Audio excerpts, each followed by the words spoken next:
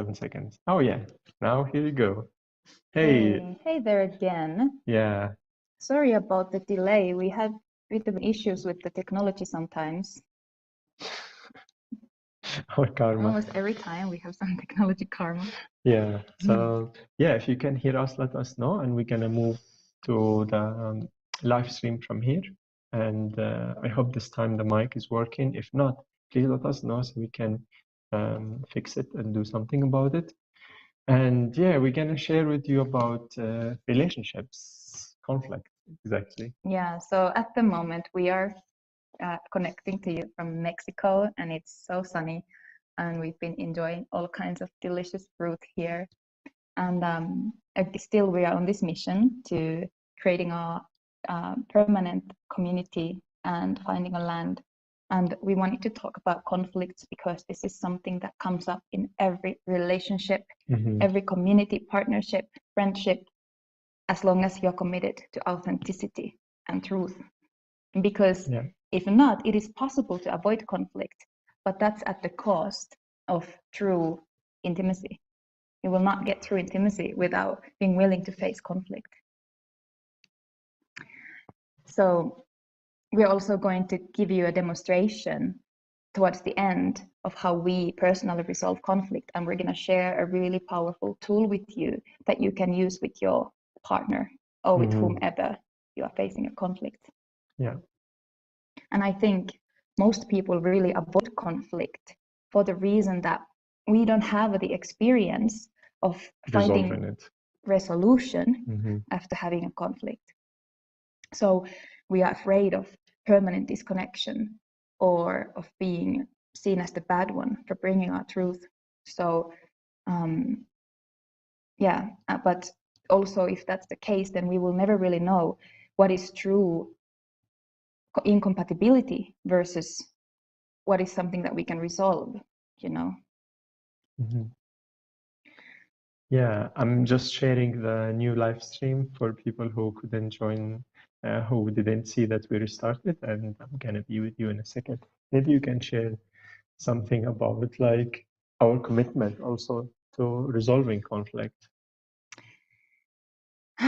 Yeah, so this is something that we do our best in our community with our close friends and with each other, is that whenever there is something coming up, like an emotion, an emotional response, a trigger, or a projection towards the other person, we bring it up as soon as possible. Because if anything like that goes, not talked about, it will not go away. It will create distance in the relationship under the surface, or distrust, or false images of how the other person is. We begin to build an image of the other person based on our own projections that are based on trauma. So really the key in conflict resolution is the willingness to look at our own trauma responses. Why are we triggered? So we do this practically on a daily basis. We have become much better at this. It could be, and things can be resolved really quickly, because maybe I'll just say, oh, I didn't like the tone of your voice, like I felt this, and we can move through it really quickly if both people are willing to speak their authentic truth. And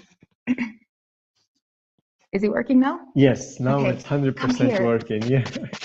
For Ram, he's the only technical person in our community, and so he's the one who has to take care of everything related to IT, and then he has so much stress sometimes about it when something goes wrong. Every time there's like an error that I was expecting. Like today, the mic's out of sudden stopped working. Like, although we tested it and it worked, and it's just like so I feel a little bit stressed from you trying to fix it alone. Now it's working. Let us know if you can hear us well. I hope people who were in the previous live stream can join this one still.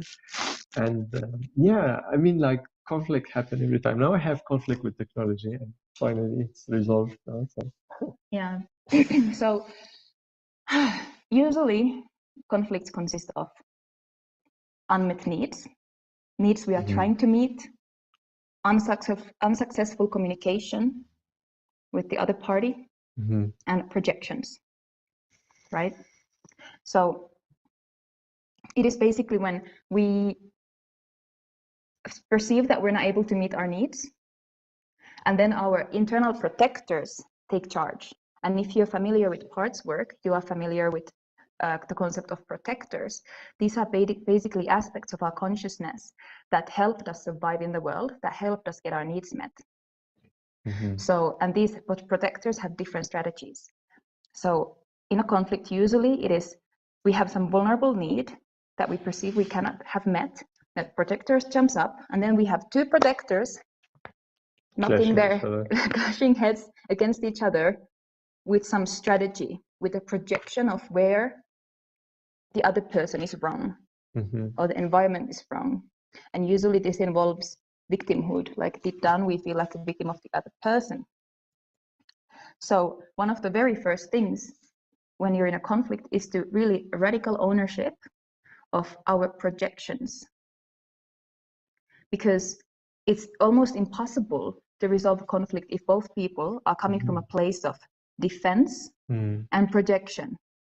It's not going to go anywhere. So the very first thing is to go inward, actually. Yeah, to and take a being able moment. to show your vulnerability, because that's where we feel safe with each other, actually.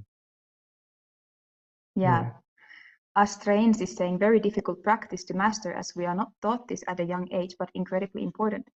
Yeah, it is really such a basic of, you know, human interaction, and we have no idea how to do this, you know.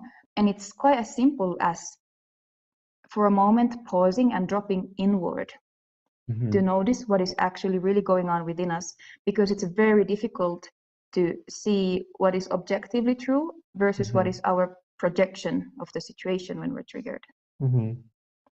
Yeah. Yeah, well said.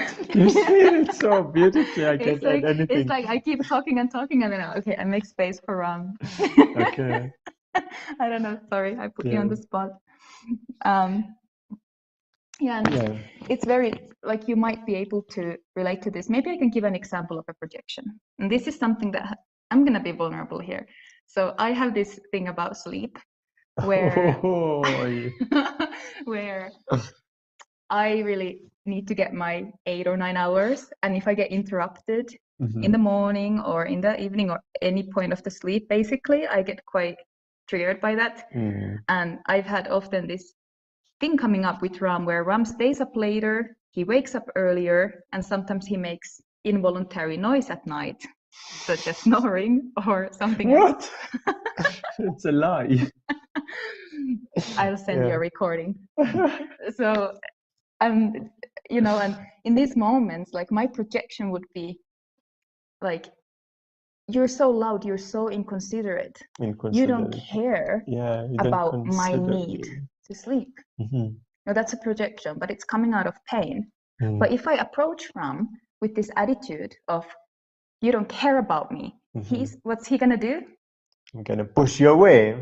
You're gonna go on defense. Yeah. He's not gonna receive me, or it's going to be very difficult. Yeah. Well, I learned to receive you with time. Yeah, you have received. But, you know, and interestingly enough, that then plays into his trauma, which is, I can't even freaking breathe.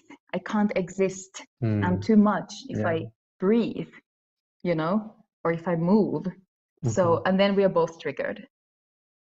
So when that happens, the first step is to stop the projecting, take a pause. Should we do that? Show them how to do a pause. Let us know in the comments if you like us to show you this method that we use to deal with trigger and resolve conflict. It's a really powerful one, by the way. I think I promised that we will do it, actually. Oh, you promised. Beginning. Okay. Yeah. I was not with you in the beginning. Look at this beautiful cup. This is a Mexican style decoration.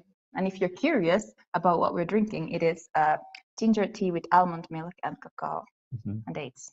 A medicinal drink. Oh, it's just delicious.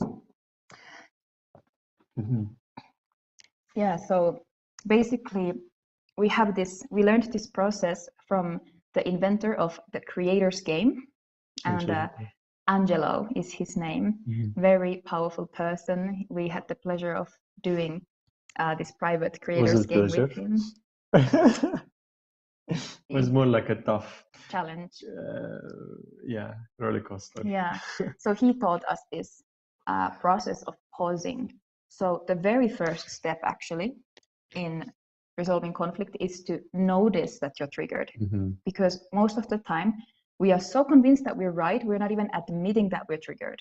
And unless we admit to that, you know, there's no way we're going to resolve anything. And here where relationship can help you so much in that, if you can commit in your partnership or with your friends, if somebody notes each other triggered, you can name it and ask for both. Yeah. And when you ask for both, then you can move to the next step, which is naming the trigger. What event has triggered you? And in this point, it is important to be fully objective, to not mix in anything, any of our own interpretations yet. Yeah. So for example, if, let's say, I'm triggered in the morning because Ram is being noisy, Yeah. or he's doing something and I wake up. So what I might say is, I notice I'm triggered, I need a pause. And then Ram can consent to, if he has time, he can witness my pause. And if you not, don't have to consent also if you're busy or if you're committed to something else, or if you're in the middle of another project, you can ask the person either to do it by themselves or with like a helper, or you can agree to do it in a later time. Yeah. So, and I can do this by myself as well, but I know it can be difficult if you're not used to processing triggers alone. It might be helpful to have someone with you.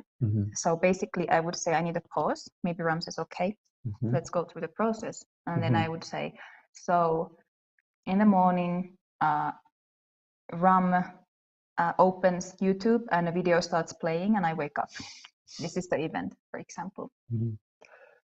And the second step, actually this is the third step, is what do you make that mean? What is something negative that you attach to that happening, or like a projection? So I would say, Ram is not considering my need to sleep. He doesn't care. That's a projection. And then the fourth step is, how does that make you feel? How do you feel in response to this? What happened and the projection? So what I feel in response would be desperation, powerlessness, anger, a lot of things actually. Yeah, mostly that desperation, anger. And then the next step will be to name your fear. What are you afraid of? What you're trying to protect? What this emotion a response for? And here where you jump like a little bit deeper to go to the vulnerability. So what's the vulnerability in this case? The vulnerability would be that the fear that you don't actually care and that there is more disconnection between us than I thought. And as a result, I can't meet my needs, even my basic needs for sleep. Something like this. And this one requires from the other person, which is me in this case, to be empathic and compassionate and also feel the other person, which is usually quite easy when the other person is really vulnerable. So I could feel like how that impacts me, how my maybe like me being loud impact her in such a deep way. And it's not necessarily that I'm the reason for that. Yeah. Still, I can be compassionate and be present with her emotion without, or trying not to go to shame or not to go to self-blame or guilt or whatever, just trying to be present. And from that space, I can feel her and feel what's alive in her and be a loving person towards her. Yeah, so here actually we can recognize that the reason why I react so strongly to it is because there's a trauma behind it of feeling like people don't care about me, or I'm not, like my needs are not important. I feel, and maybe I have felt powerless to meet my needs as a child, and this is where the intense desperation and powerlessness comes from, you know.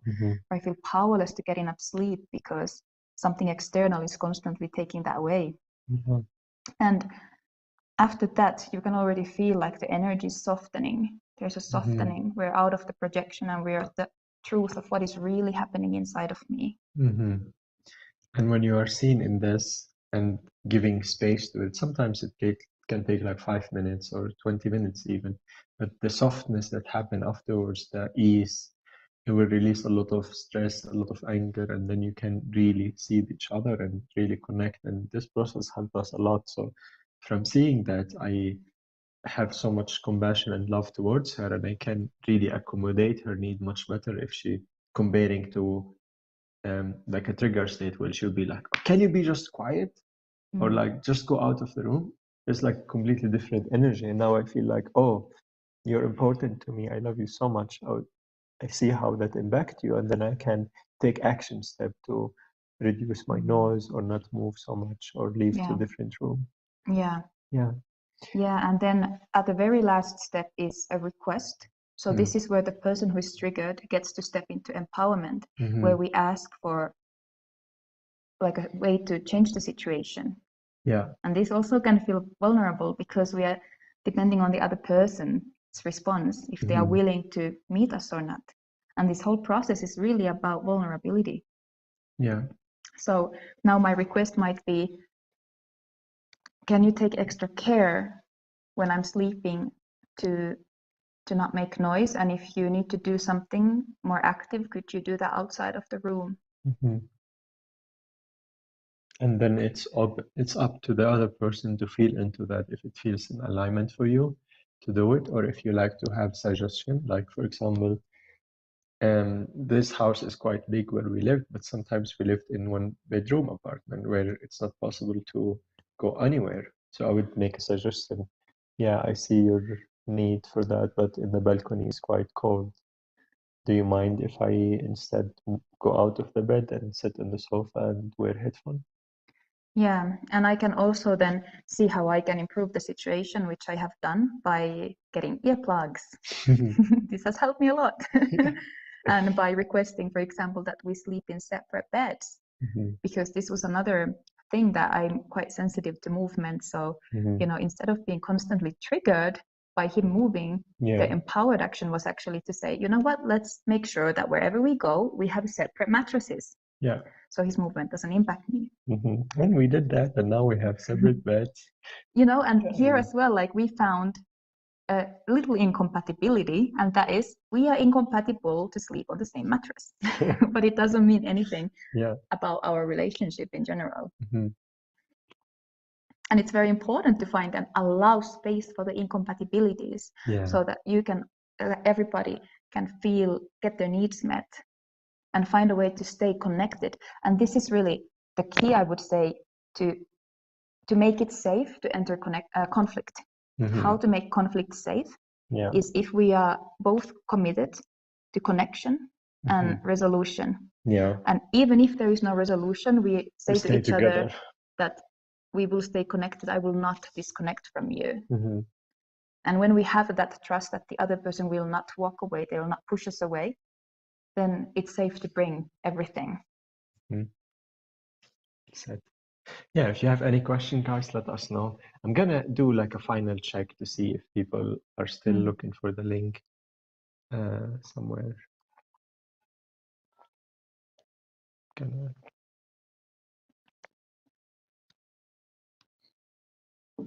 I want to also say something about this, like,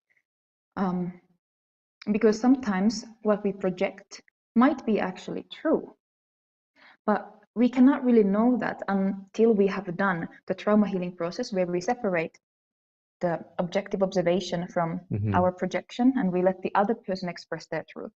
So for example, in some occasion, maybe I have a projection that someone doesn't trust me and is being defensive, and that's why there is no connection. Maybe that's actually true. Maybe they are defensive, maybe they do not trust me. But the only way to find out the truth is to go inward and do the process of where we discover our true needs. And when we communicate them, we can see what the response is. Only by doing our part, we can then see the reflection in the other person, and it's much more clear to us what belongs to them and what is actually true. And only this way we will find out if they are also willing to do the work, you know, because this is where there can be actually incompatibility in terms of if the other person isn't willing to do their part, they're not willing to drop into the vulnerability, they will stay in the projection. It's not safe.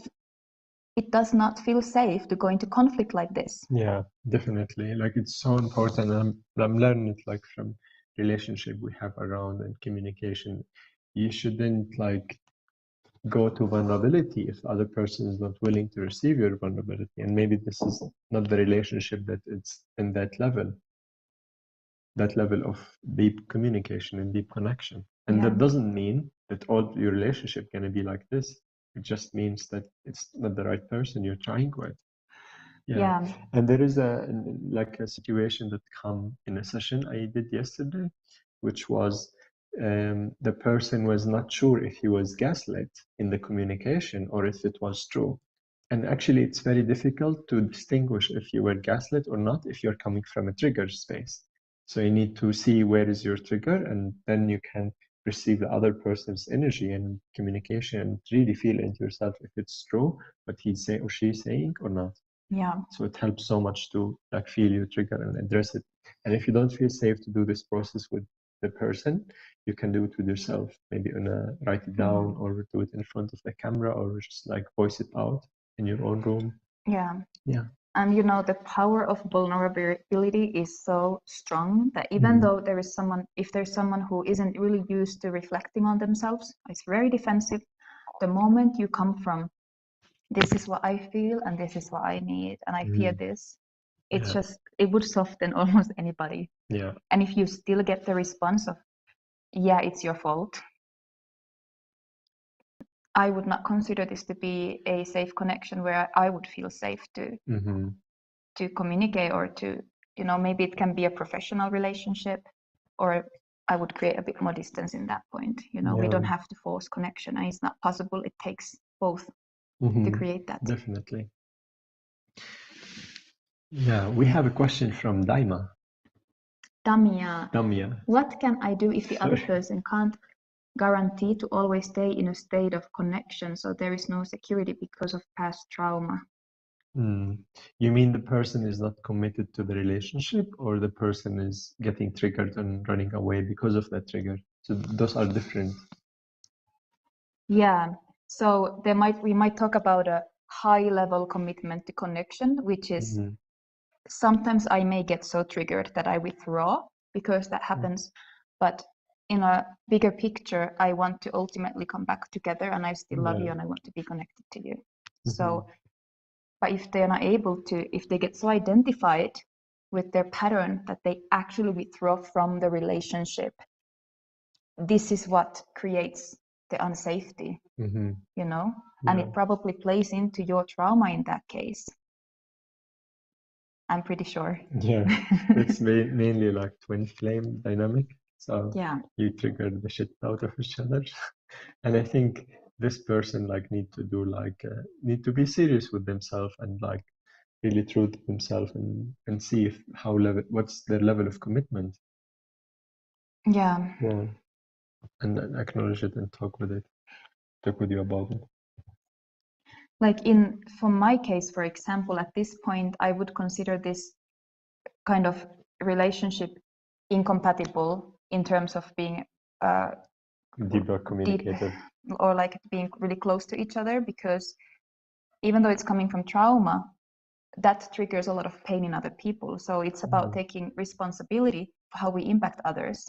So that's the big thing in our relationship as well. Like, even though I have trauma, I need to be careful how I impact you with my communication. I might be saying mean things to you and say, yeah, but I'm traumatized. Yeah, but I'm responsible for my impact still. Yeah. So if that's the difference between the victim and the creator. Exactly. So thank you for sharing. Does this mean that, say, if a family member is not willing to accept your vulnerability, then we should distance this relationship? It's up to you, of course, because sometimes you have healed your trauma so much that it's not re-traumatizing for you anymore. Maybe they do distance themselves and you're able to still hold them in love and not get wounded by that. Maybe that's okay for you. Yeah, she's saying it's triggered your trauma. I think if it's triggered your trauma, then you need to take a healthy distance where you can be in a space of acknowledging what's happening in you rather than just be re-traumatizing yourself. So I think it's really important to own yourself in that situation. Yeah, to honor yourself. Honor yourself. Yeah. because I mean, I would not put up with that anymore. Like I have in the past where I've been in relationships where the other person would consistently withdraw emotionally. So they would be there physically, but be completely disconnected from me, and I couldn't reach them. And this feels like, I can't describe the pain of that. It feels like knives in the heart. Yeah, and I wouldn't put up with that anymore, because I know that I choose connection where we are both committed, we are both able to be vulnerable. So it's, you know, it's up to you what you want for yourself, and if you're able to be with sometimes we're able to be with a person like that because we have healed enough and we can rehabilitate them, but it's not our responsibility. And it takes a lot of energy, so just be prepared for that. Yeah, open for questions. And also distance can mean simply assigning a different role for that person in your life. So for example, if it's a family member, maybe we don't need to have a super close emotional connection to them. Maybe it's enough that we are like, you know, we just know each other and we say hi like neighbors. We visit each other, but we don't need to go deep. Yeah, we can do stuff together, but we don't have to show the dearest side of our hearts. It's like honoring our protectors too, when it's appropriate.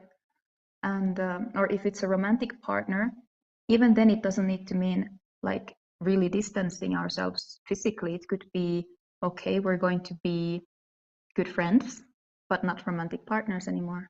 So the connection can still stay. It could be also that they stay as a romantic partner and have a good sex and just like not share the deepest part of their heart, and then it will help them like to see like maybe some courses or some information about resolving conflict. And then, why are you pushing me? I know that I'm in the side. Okay. Okay, time for questions.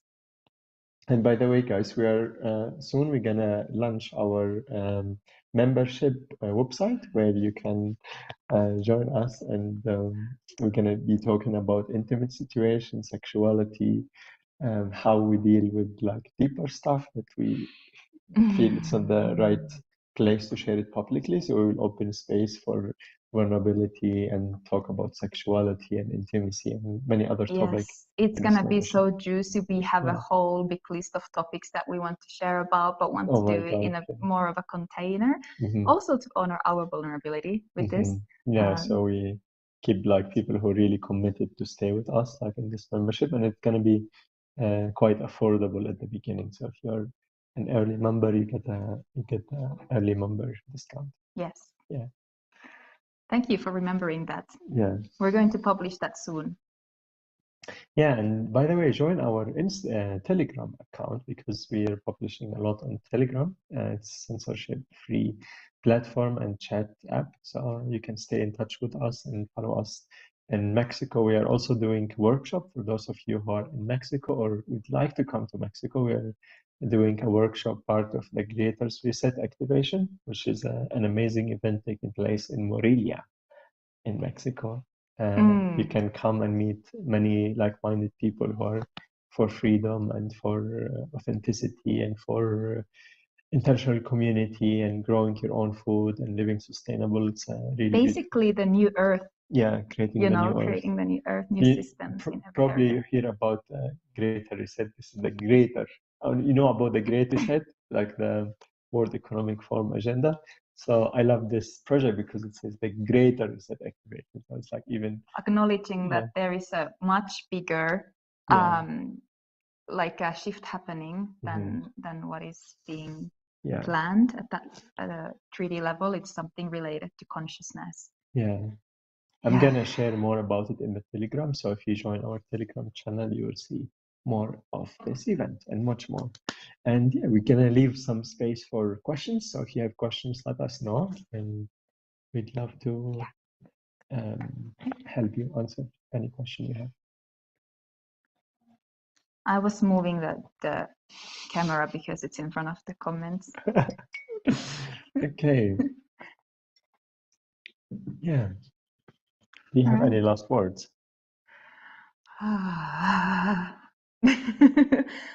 Yeah, I mean, life is so good when you go towards connection, and that means not being afraid of conflict. Yeah.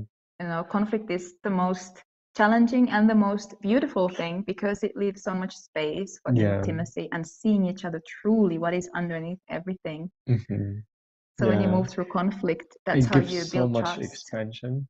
Unbelievable. Like it gives so much expansion to you and to your partner and to your friends. Lamia, is there a way to stay aligned and reconnect with someone who is triggered and starting to argue violently?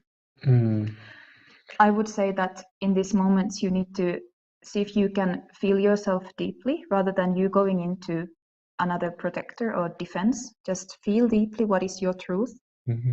And if you feel safe enough, you might be able to share with them from that softness. So you're not reacting. And oftentimes when you give in a little bit, the other person also softens. So that could be allowing them to see the pain that they are causing. So you might be reflecting them, their impact, because the other person might not be aware of the impact they're having on you. So you might just drop in and show the pain of, wow, that really hurts. Yeah. And if that doesn't feel safe, maybe your truth is, well, I really feel so unsafe. I don't want to be in this environment. I need to like completely get out of this. This feels abusive. Maybe you just need to set a boundary and be like, okay, I'm not okay with being talked to like this. I'm going to leave now, you know? So it depends on what your truth is. And maybe I would say outside the conflict, like when the person is calm, I would recommend you to suggest them this process that we just shared and maybe invite them to see the video so they have a tool, because many people get angry and violent because they don't know the tools, they don't know how to move through that. So if they were giving the tool, I think probably they will act differently and they will be even grateful that you opened this door for them. Yeah, so basically my answer would be, see if you can express from a place of authenticity and vulnerability. However, you need to first honor your boundaries. You need to see if that feels safe enough to you. Yeah. Okay, I guess we're coming to an end. Thank you for your question and your presence, and sorry that we had to repeat it. And I think some people lost us, so you might be able to see the review, the replay. Yeah, and we are gonna do more of those live stream and publish more about our membership space. So yeah, we'd love to see you there and join our Telegram as well. There's one more question. I'll give a really quick answer. How can I practice a strong resilience of clarity and feeling secure within myself? How you can give quick answer for this? Get in touch with your emotions. Honor what you feel, whatever that is. Even if you feel like it's wrong, it's too strong reaction, someone is gaslighting you, honor what you feel, because once your emotions show you your truth, and once you get to that truth, that's clarity. And nothing can shake you when you have that clarity. So just take time to always see, what do I feel, and make space for validating what you feel. Well said. Okay, thank you guys. Love you so much. Hope to see you soon, or have you with us soon. We don't really see you, but feel your energy.